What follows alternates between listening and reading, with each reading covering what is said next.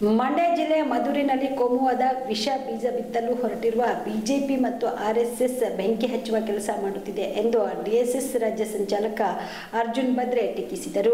ಕಲಬುರಗಿಯ ಪತ್ರಿಕಾ ಭವನದಲ್ಲಿ ಕರೆದ ಸುದ್ದಿಗೋಷ್ಠಿಯನ್ನು ಉದ್ದೇಶಿಸಿ ಮಾತನಾಡಿದ ಅವರು, ಮಂಡ್ಯ ಜಿಲ್ಲೆಯ ಜಾತ್ಯತೀತ ಪರಂಪರೆಯನ್ನ ಹಾಗೂ ಸೌಹಾರ್ದತೆಯನ್ನ ನಾಶ ಮಾಡಿ ಕೋಮುವಾದದ ರಾಜಕಾರಣ ಅಡಿಗಲು ಹಾಕಲು ಪ್ರಯತ್ನಿಸುತ್ತಿದೆ. ಸಾಮಾಜಿಕ ಸಮಾನತೆಗಾಗಿ 12ನೇ ಶತಮಾನದಲ್ಲಿ ಧಾರ್ಮಿಕ ಕ್ರಾಂತಿಯ ಮುಖಾಂತರ ಹೊಸ ಯುಗವನ್ನೇ ಪ್ರಾರಂಭಿಸಿದ ನಮ್ಮ ಕರ್ನಾಟಕ ಸಾಂಸ್ಕೃತಿಕ ನಾಯಕ ಬಸವಣ್ಣನವರ ನಾಡು ಎತ್ತಿ ಸಾಗುತ್ತಿದೆ.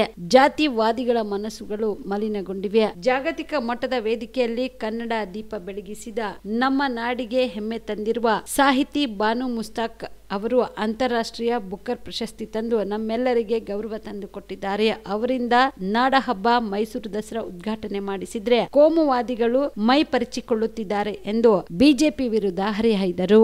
ಕೋಮುವಾದಿ ನೆಲೆಯನ್ನು ಗಟ್ಟಿಗೊಳಿಸ್ತಕ್ಕಂಥ ಕೆಲಸ ಇವತ್ತು RSS ಮತ್ತು BJP ಮಾಡ್ತಾ ಇದೆ. ಕಳೆದ ಹಲವಾರು ಕಳೆದ ಸಲ ನಾಗಮಂಗಲ ಗಣೇಶ್ ಮೂರ್ತಿಯ ಸಂದರ್ಭದಲ್ಲಿ ನಡೆದಿರತಕ್ಕಂಥ ಕೋಮು ಗಲಭೆ ಆಗಿರ್ಬೋದು, ಅಥವಾ ಕೆರಗೋಡದಲ್ಲಿ ಹನುಮಧ್ವಜ ವಿವಾದವಾಗಿರ್ಬೋದು, ಮತ್ತು ನಂಜೇಗೌಡು ಹುರಿಗೌಡ ಅಂತಕ್ಕಂಥದ್ದು ಸೃಷ್ಟಿ ಮಾಡ್ತಕ್ಕಂಥದ್ದು, ಇವೆಲ್ಲನೂ ನೋಡಿದಾಗ ಅಲ್ಲಿ ಸೌಹಾರ್ದತೆಗೆ ಹೆಸರಾಗಿರ್ತಕ್ಕಂಥ ಮಂಡ್ಯ ಜಿಲ್ಲೆ, ಅಲ್ಲಿ ರೈತರು ಶೂದ್ರ ಸಂಸ್ಕೃತಿ ಹೊಂದಿರತಕ್ಕಂಥವರು, ಶ್ರಮಜೀವಿಗಳು ಅಂಥ ನೆಲದಲ್ಲಿ ಇವತ್ತು ಕೋಮುವಾದಿಗಳು ಬೆಂಕಿ ಹಚ್ಚತಕ್ಕಂಥ ಕೆಲಸ ಮಾಡ್ತಾಯಿವೆ. ಇವತ್ತು ಮದ್ದೂರದಲ್ಲಿ ನಡೆದಿರ್ತಕ್ಕಂಥ ಘಟನೆ, ಮದ್ದೂರದಲ್ಲಿ ಹಿಂದೂ ಮತ್ತು ಮುಸ್ಲಿಂ ಎರಡೂ ಸಮುದಾಯಗಳು ಇವತ್ತು ಅಲ್ಲಿ ಸಹನ ರೀತಿಯಿಂದ ಒಂದು ವಾತಾವರಣ ಸೃಷ್ಟಿ ಮಾಡದೆ ಇವತ್ತಲ್ಲಿ ಪ್ರಚೋದನೆಗೆ ಗಲಭೆಗೆ ಪ್ರಚೋದನೆ ಕೊಡ್ತಕ್ಕಂಥದ್ದು, ಹಿಂಸೆಗೆ ಉತ್ತೇಜನ ಕೊಟ್ಟಿರ್ತಕ್ಕಂಥದ್ದು, ಎರಡೂ ಸಮುದಾಯದ ಯುವಕರಲ್ಲಿ ವಿಷ ಬೀಜಗಳನ್ನು ಬಿತ್ತಿ ಇವತ್ತೇನಪ್ಪ ಅಂದರೆ ಮದ್ದೂರದಲ್ಲಿ ಇಡೀ ರಾಷ್ಟ್ರದಲ್ಲಿ ಏನಪ್ಪ ಅಂದರೆ ಕೆಟ್ಟ ಹೆಸರ್ತಕ್ಕಂಥ ಒಂದು ಇನ್ಸಿಡೆಂಟ್ ಅಲ್ಲಿ ನಡೆದ ಇರ್ತಕ್ಕಂಥದ್ದು.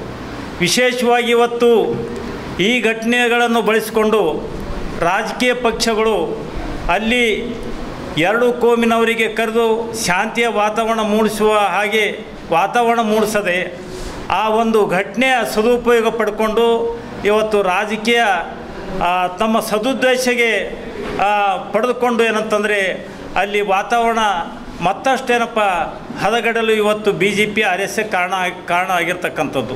ಇವತ್ತು ಒಂದು ಕಡೆ ಏನಂತಂದರೆ ಎಲ್ಲರೇ ಏನಪ್ಪ ಅಂದರೆ ಅದು ಹೆಣ ಬಿದ್ದರ ಹದ್ದುಗಳಿಗೆ ಹಬ್ಬ ಅಂತ, ಆಮೇಲೆ ಎಲ್ಲರೇ ಕೋಮು ಗಲಭೆ ಆದರೆ RSS BJPಗೆ ಒಂದು ಸ್ವರ್ಗ ಸಿಕ್ಕಂಗೆ ಅದೇನೇ ಉಪಯೋಗ ಮಾಡಿಕೊಂಡು ಇವತ್ತೇನಂತಂದರೆ ಮದ್ದೂರದ ಇನ್ಸಿಡೆಂಟ್ ಏನಂತಂದರೆ ಇವತ್ತು ಹಲವಾರು ಯುವಕರಿಗೆ ಏನಪ್ಪ ಅಂದರೆ ಇನ್ನೋಸೆಂಟ್ ಯುವಕರಿಗೆ ಏನಪ್ಪ ಅಂದರೆ ಇವತ್ತು ಅಲ್ಲಿ ಬಲಿಪಶು ಮಾಡ್ತಕ್ಕಂಥದ್ದು ಘಟನೆಗಳು ಇವತ್ತು ನಾವು ಕಾಣ್ತಾ ಇದ್ದೇವೆ.